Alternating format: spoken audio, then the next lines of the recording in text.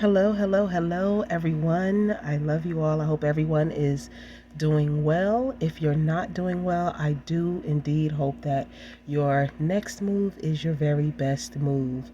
So, yes, of course, I've been away for a little while. Um, I've been away, but processing, growing, um, receiving information, and um, information has just been trickling down slowly but surely over the course of time that I haven't been on here. And I always like to make sure that I am in a decent, energetic space when I am sharing things.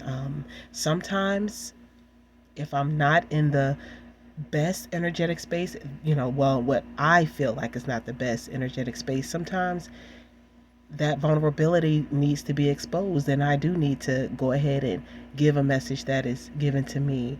Um, but at this time, I'm just going to move forward. It is what it is. It's about four people that watch anyway. So let's go. So what I've been kind of dealing with is feeling stagnant and wondering what's going on. I've been trying to find the answers, like what's going on. Why do I feel like feeling blocked, feeling like I said, stuck, um, wondering what it is that I'm doing, not doing. What is someone else doing? Is someone doing spell work or just sending negative energy? And I believe we've all been there. We've all felt like, gosh, what is going on? That's, so against me, against me. And what I've been getting, and I'm just sharing my personal downloads, and I'm just hoping and praying that they help you in some way. For me, it's been the block has been energetic tolls. And what I mean by that is, you always have to, I don't care whether you worship God, Satan, whoever, there's always an energy exchange. You have to give up something in order to gain something. Bottom line, I didn't create the rules. This is just how it goes. You have to give up something to gain something. Now, of course, when you're dealing with the Most High God, 9.9, 10 times out of 10, what you give up is going to be something that doesn't serve you anyway. When you're working, you're dealing with Satan, you're probably going to have to give up things that would benefit you, would push you in a more positive light. You're going to have to give up things that uh, would likely better serve you in the long run. But that's your choice. No condemnation here. Everybody's job here on this earth is different, so it is what it is. But anywho, so the bottom line is, I've learned that sometimes we keep ourselves attached to people, and sometimes it may not even be the people. It could be the things that the people we're attached to are attached to. And those things can keep our energy heavy and keep us feeling stuck and stagnant and blocked. And when you release those, whatever, whether it's a person, place, or thing, it's like, wow, you almost can literally feel the weight lifting. You can see the doors opening. You can feel the sun shining on you. So, and also, just to go a little further here, and this may be where controversial or triggering to some people. Warning now, if you're easily shocked and appalled, just back out. But it just made me think about when we pray for things. We pray, we hope, we manifest things, and we give so much energy to things that really and truly, in the grand scheme of things, don't have the ability to give back. Not only to us, but to this earth in general, to God's kingdom, to other people. It's just like some people, they pray for certain people to, you know, stay on this earth longer, for whatever reason. And sometimes you can end up praying for someone who is literally the root of a curse that has plagued your life since birth. I'm going to say it again. Sometimes you pray and hope and manifest things for people who are literally the root of the curse that has plagued your life since you have been born.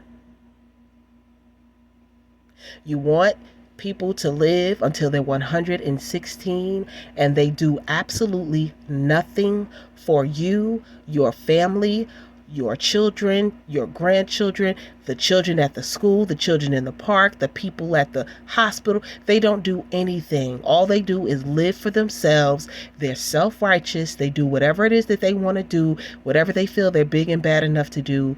Their heart is cold. It's closed. The windows are shuttered. And these are the people that you constantly keep in your prayers. Now, I'm not saying, to pray against these people. No, I'm not. But what I'm saying is, you upholding these people may, in fact, be upholding your blessings. Sometimes we just have to allow God to do what it is that he wants to do, because he is God and he knows.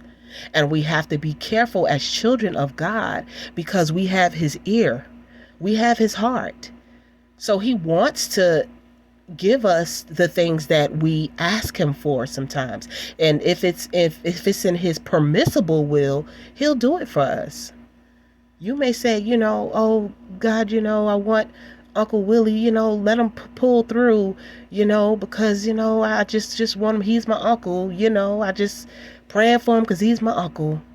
And Uncle Willie, God, he may see fit for him to pull through because it's you. It's like, oh, you know what? You my girl, all right, I got you, but, this is not my perfect will for your or his life or anyone attached to it, but because you've asked me so humbly, so earnestly, you've been praying for this, and I'm going to give it to you because you asked. But on the back end, this is going to hold up something for you, but you don't care because you're praying. You just want it because you feel as though that's what you're supposed to want. That's what you're supposed to do. But you're sacrificing your blessings for someone who, and I'm not, please don't take this wrong, but you're sacrificing your blessings for someone who may not matter in the grand scheme of things. You're constantly wanting things that in the grand scheme of things will give no return to you. Am I saying being selfish? Sometimes you have to be. Sometimes life is not lonely, but you're alone in life, and you have to walk that path and make sure that you are doing what you're supposed to do. You're focused where you need to be focused, and you're walking in your purpose. Hanging on to dead weights, and they may not be dead weights in and of themselves, but in your life they're a dead weight. They have to find their own purpose. They have to go walk their own paths. And you're constantly meddling, asking God to do things for people and for you that in the grand scheme of things aren't going to keep you on your path. You're destroying the timeline. Every time you pray for something, a person, place, or thing that's not in God's perfect will, but he grants it to you because you're his child, you're changing timelines. You're shifting, I would even venture to say shifting dimensions by praying for things that, really and truly, you just kind of just mind your business, Just let people handle their own business. Let people live their own lives. This is an individual journey. And that's what I'm learning more and more and more and more. It's an individual journey unless God has called you to be with a mate for his greater purpose. And that's a different message. But if God has not truly, in your heart of hearts, he has not called you to pray for someone, to be with someone, to go somewhere, do something, leave it alone. Please. Because you're messing up the energy. You're causing blockages, you're causing stagnancy. And it's just not going to be good for you. You're going to wonder why 5, 10, 15, 20, 30 years down the line, you still haven't achieved some of the things that you wanted to achieve. Focus on you and let God bring you where he wants to bring you. Let him bring into your life who he wants to be in your life. Please, I beg of you. This is what we have to do. We have to let go of everything in order to gain everything. I promise you. But I'll leave it right there. Hopefully there was something in this little bit of time that allowed you to, even if it was just something just to make you think.